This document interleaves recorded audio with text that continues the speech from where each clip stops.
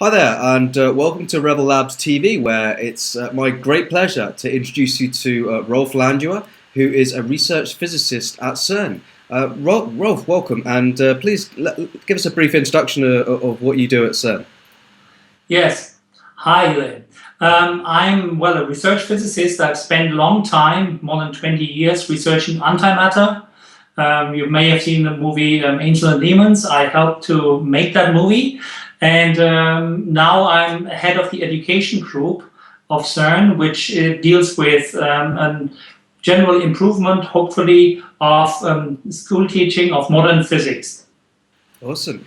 And I have to mention straight away a device behind you, which looks like an LHC. Do you want to describe it and let us know what it is? Well, first of all, it's a particle accelerator behind me. I mean, you see at my office inside the tunnel. The tunnel is, I'm joking, the tunnel is 100 meters underground and is 27 kilometers long. It's a big circle, approximately. And in this circle, there are about 9,000 magnets which bend the particle tracks in a big circle. And every time they go around this, they get a little kick and get faster. So that's how we accelerate them. The magnets are to keep them on track. And doing that, we can accelerate particles to 99.999999991% of the speed of light. And they have a huge energy then. And then, since there are two oppositely circulating particle beams in these magnets behind me, we can let them cross at 4 interaction points, and there they collide.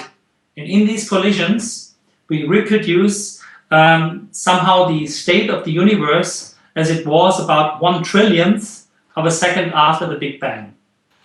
Okay, so what kind of things can we then learn about that? Because presumably, that's as close as we're going to get to a Big Bang. Here's how you can enter our draw to win a trip to CERN. Step 1, visit JRebel.com/win. Step 2, enter your details and click register to download your free JRebel trial.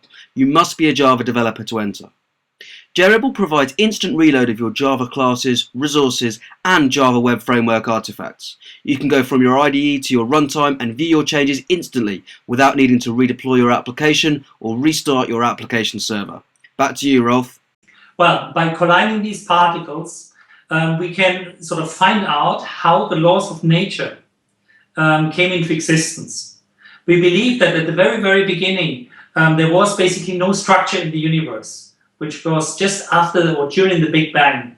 And then some structure evolved in a kind of a process where the universe expanded very quickly and cooled down very quickly. And like when you have water vapor, which cools down and builds little droplets and then freezes into crystals, the laws of nature somehow came about during that moment. And we would like to understand that process better. And we would like to know which fields exist in nature and which particles exist in nature, which will give us more hints about the underlying theory which is behind all that. And recently in the news, obviously there was a lot of talk about the new particle that was proven to exist, the Higgs Boson. Tell us a little bit about that. That was at CERN actually, wasn't it? Right, exactly. I mean, the first thing the LHC discovered in the last 2 years was the existence of Higgs Boson, which has been predicted long time ago, 1964 already, but has escaped our observation simply because we didn't have big enough accelerators or powerful enough accelerators to produce it.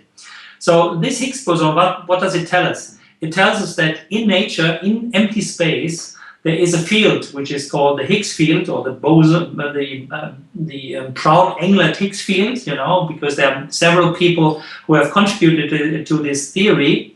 And the interaction of these little particles like electrons or quarks with that field gives them their mass. It's basically not the particle itself which has the mass, but it's the interaction between these particles and the surrounding fields which gives them the inertia. And the existence of the Higgs boson, which is kind of an excitement of this field, is a proof that the theory was correct. And that's a very, very big step forward, because it's the first time we discover something which is really sitting in empty space. Cool. And CERN has a visitor center. You can actually go there and you can actually see some awesome stuff. What can we see at CERN? Because we're running a promotion now where people who can download the JRebel trial will go into a draw and they can choose between NASA and CERN. Say they choose CERN. What can they expect to see?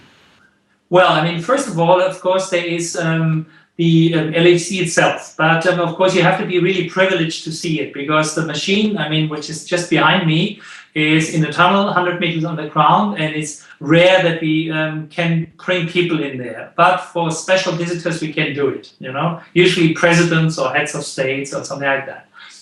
But in addition, there are 4 huge detectors sitting in caverns, also 100-meter underground, and these detectors are like huge cameras. The biggest of them is Atlas, and the Atlas detector is a cylinder 42 meters long and 26 meters high, and that's like a 6-story house, you know, and it's full of electronics.